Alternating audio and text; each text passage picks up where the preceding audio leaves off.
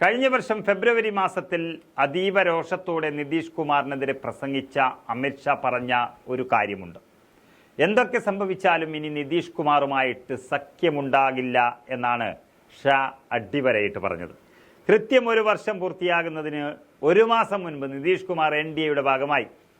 അമിത്ഷായുടെ വാക്കിന് പുല്ലുവില കൽപ്പിച്ചില്ല ബീഹാറിലെ BJP എന്നത് നിതീഷിനെ വീണ്ടും NDA പാളയത്തിലെത്തിച്ചു. നേരത്തെ NDA സഖ്യം വിട്ട് RJD കോൺഗ്രസ് മഹാബന്ധൻ സഖ്യത്തോടൊപ്പം ചേർന്ന അപ്രതീക്ഷിത നീക്കം BJPയെ ഞെട്ടിച്ചു. നിതീഷ് വീണ്ടും അതേ കളി തിരിച്ചു കളിച്ചിരിക്കുന്നു.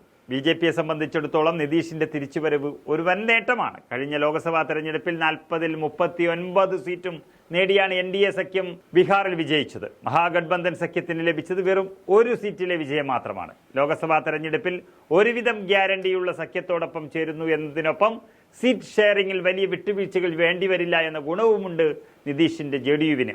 കഴിഞ്ഞ ലോക്സഭാ തെരഞ്ഞെടുപ്പിൽ BJPയും JDUവും മത്സരിച്ചത് 17 വീതം സീറ്റുകളിലാണ്.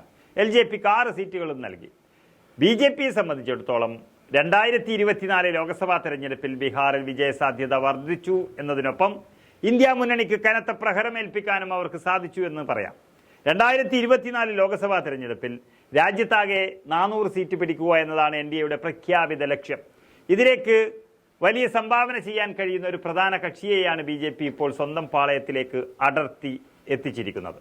243 അംഗങ്ങളാണ് ബീഹാർ നിയമസഭയിലാകെയുള്ളത്. ഇതിൽ JDUവിന് 45 MLAമാരുടെ പിന്തുണ ഉണ്ട്. ഒരു കക്ഷിക്കും കേവല ഭൂരിപക്ഷത്തിലെത്താൻ കഴിയാതിരുന്നതും NDAയ്ക്കും RJDക്കും ഏതാണ്ട് ഒരേ അളവിൽ സീറ്റുകൾ ലഭിച്ചതുമാണ് നിതീഷിന്റെ JDUവിനെ കിങ് മേക്കറാക്കിയത്. തനിക്ക് കിട്ടിയ ഈ അവസരത്തെ അത്യാർഭാടത്തോടെ ഉപയോഗിക്കുന്ന നിതീഷിനെയാണ് പിന്നീട് നമ്മൾ കണ്ടത്. എന്തായാലും ആകെ 124 MLAമാരുടെ പിന്തുണയാണ് നിതീഷ് കൂടി ചേരുന്നതോടെ BJPക്ക് കിട്ടിയത്.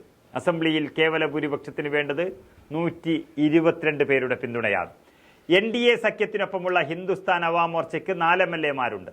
അങ്ങനെ ആകെ 128 പേരുടെ പിന്തുണയുണ്ടെന്ന് പറയാം. BJP മിഷൻ 400ലേക്ക് ആദ്യം ചുവടുവെച്ചു എന്നാണ് ദേശീയ മാധ്യമങ്ങൾ നിതീഷിന്റെ കൂടുമാറ്റത്തെ വിശേഷിപ്പിക്കുന്നത്.